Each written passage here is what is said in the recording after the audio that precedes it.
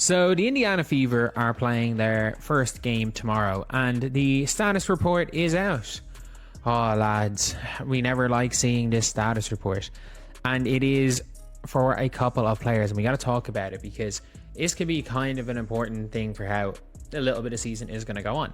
Before we get on to that very quickly, this will be in the comment section and in the pinned comment, or in the pinned comment and the description. I have actually set up a second channel.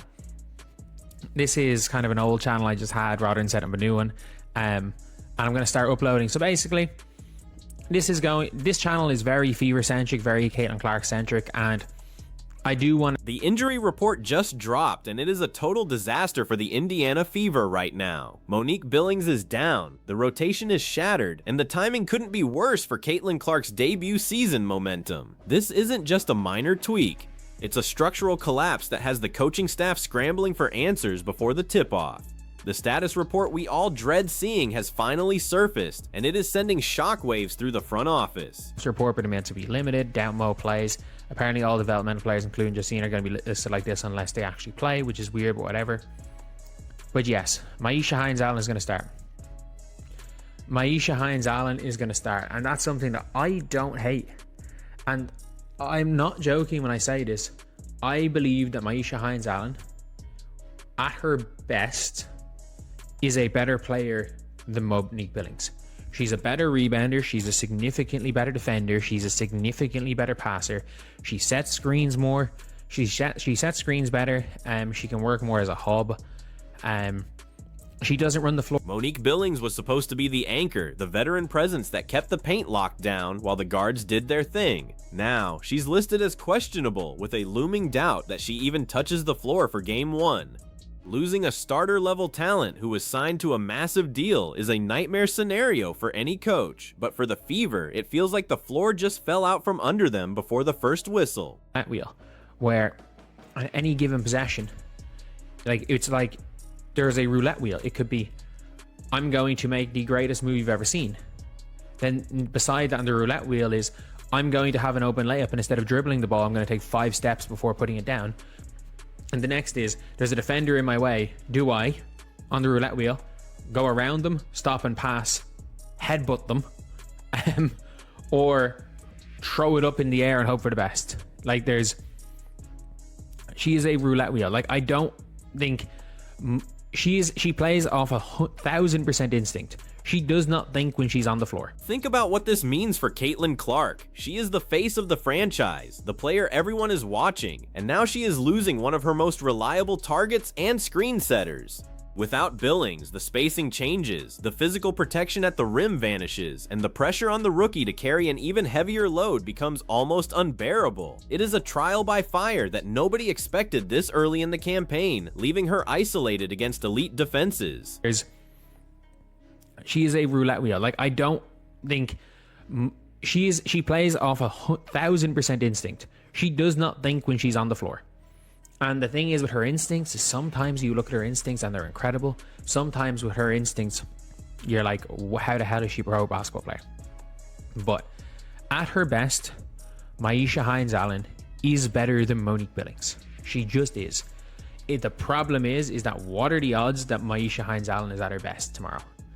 If we're being real, she plays at her best. How many times a year does she play at her best? Enter Myisha Hines-Allen. She is stepping into the starting role, but let's be honest, she is the ultimate roulette wheel of the WNBA. On one possession, she looks like an all-star with vision and rebounding that rivals the best in the league. On the next, she is taking 5 steps without a dribble or throwing the ball into the third row. It is a high-stakes gamble that could either save the game or blow it wide open for the opposition in the worst way. Is at her best tomorrow. If we're being real, she plays at her best. How many times a year does she play at her best? Myisha Hines-Allen. It is getting less every single year. It is less and less frequent every year how often she plays at her best. It is. Well, Mo Billings being questionable for this game. The good thing is the Fever she's been doing a bit of practice. I don't think she's going to play this game, but the Fever's next game is Tuesday. So the Fever have Sunday, Monday off. They have 2 days off. The odds of her playing game 2 is big. The problem with Hines Allen isn't her talent, it is her consistency. She plays at 1000% instinct, rarely stopping to think through the play. When those instincts are sharp, she is actually a better passer and screen setter than Billings. But when they are off, it is absolute chaos on the court. For a team trying to build chemistry around a generational talent like Clark, this kind of unpredictability is the last thing you want to see on opening night. Is the status. Apparently, Isaiah James is probable. I'm sorry, if you're probable on a sprained ankle. If you're only probable on a sprained ankle, I have news to tell you. She's not going to be right. She's at least not going to be like 100%. The Dallas Wings Rebel jersey look like a Mavs jersey is interesting. And then Alana Smith. I'm not saying Alana Smith is not. She's probable again. She's a broken nose. She is a broken nose. You can feel the tension building in the locker room. The coaching staff knows that if Hines Allen doesn't show up at her absolute best, there is no plan B. They are looking at a roster that is suddenly paper thin in the front court. Every practice session leading up to tomorrow has been a frantic attempt to rewire the offensive flow, trying to make sure Caitlin isn't left out on an island while the defense collapses on her without any fear of the interior. She's a broken nose. She is a broken nose. Unpopular opinion, game 1 of 44, and I would rather see my player with a broken nose not trying to tough it out. Unless the Dallas Wings believe they are hovering in the playoffs, which I think they will be.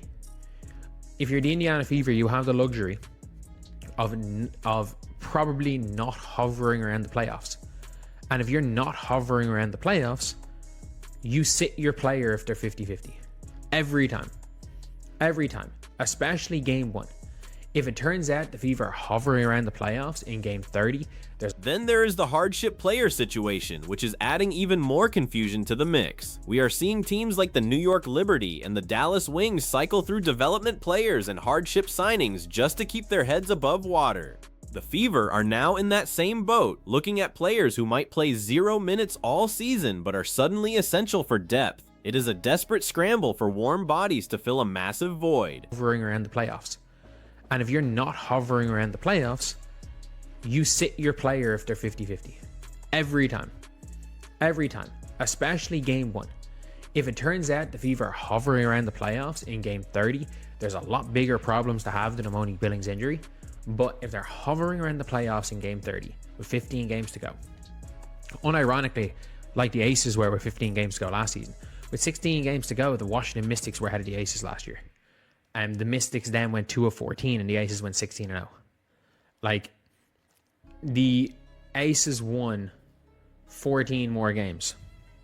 Look at the situation with Justine Pazant. People are questioning if she is even good enough to be on the roster, while other teams are picking up her inferior teammates just to fill slots. The Fever are holding on to players they don't even want to pay, simply because they can't afford to lose any more height. It is a clerical and tactical mess that shows just how fragile this roster construction really was from the jump. And now the cracks are showing. When the Fever signed Mo Billings, it was a massive investment. We are talking about a starter level salary for a player who was supposed to be the veteran glue. Seeing that kind of money sitting on the bench in a suit for the season opener is a bitter pill to swallow.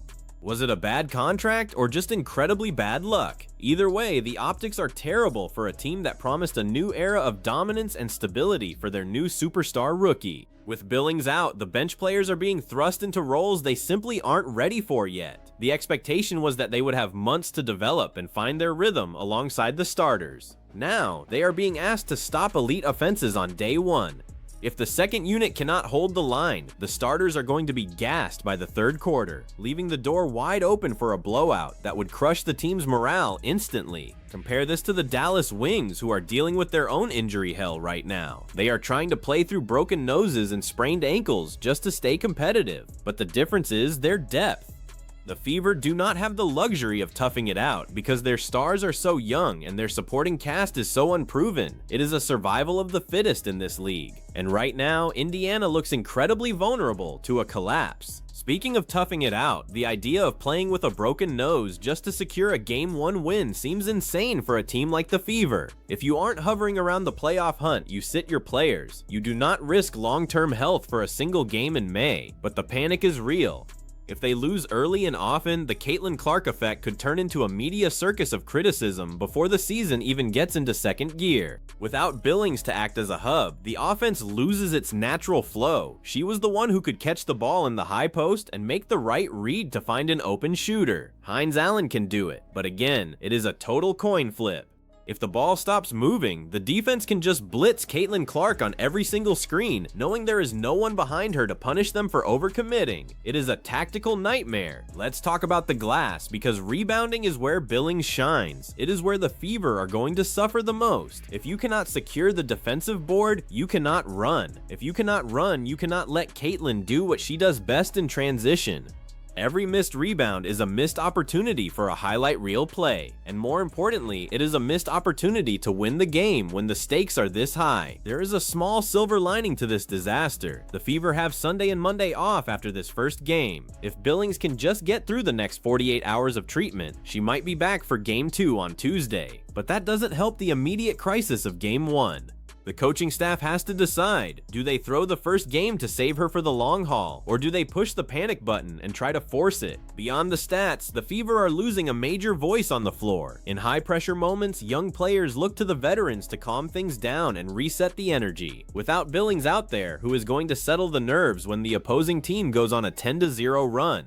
Caitlin is a leader, but she is still a rookie. Expecting her to manage the emotions of the entire squad while being double-teamed is asking for a miracle. The league is moving fast and waiting for no one. We are seeing players picked up on waivers by the Phoenix Mercury and others, while the Fever are stuck with a roster they cannot easily change. It is a reminder that every team is just one injury away from a total pivot. The Fever's front office is being tested right now, and their inability to find a stable backup for Billings before the season started is coming back to haunt them. Defensively, the Fever were already a work in progress. Billings provided a level of rim protection and switchability that is incredibly hard to replace. Without her, the interior defense becomes a revolving door for any aggressive guard. If the opposition realizes they can score at will in the paint, they are going to ignore the perimeter and just bully Indiana all night long. It is a recipe for a very long and painful opening night. The spotlight on this team is brighter than it has ever been in WNBA history. Every mistake, every loss, and every injury is magnified 10 times over because of the Caitlin Clark hype train. The panic mode isn't just about the basketball, it is about managing the narrative. If they come out and look disorganized without Billings, the critics will be out in full force before the first buzzer even sounds, questioning the entire rebuild. There is also the massive question of conditioning. If the starters have to play 35+ minutes because the bench isn't trusted, they are going to hit a wall. Hines Allen hasn't shown she can sustain high-level play for heavy minutes consistently. If she tires out, the Fever are essentially playing 4-on-5 on both ends of the floor. It is a dangerous game of chicken with the players' physical limits and health. Tuesday's game is already looming large over this squad. Even if they survive tomorrow, the turnaround is incredibly quick. The medical staff is likely working around the clock to get Billings ready, but ankle and foot injuries are notoriously tricky. One wrong step in practice could sideline her for weeks, turning a Game 1 panic into a Season 1 disaster. The stakes literally couldn't be any higher for this organization right now. This is the brutal reality of a 12-team league with limited roster spots. There is no room for error. When a key piece goes down, the entire house of cards starts to shake. The Fever are experiencing the downside of building a top-heavy roster. They have the superstars, but they lack the foundational depth to weather a storm like this. Tomorrow will be the ultimate test of their resilience and their coaching strategy. At the end of the day, the Indiana Fever are at a crossroads before the season has even begun. Losing Monique Billings is a massive blow, but it is also an opportunity for someone else to step up and prove they belong in this rotation. Whether it is Hines Allen finding her rhythm or Caitlin Clark taking her game to an even more impossible level, the world is watching. One thing is certain, the panic is real.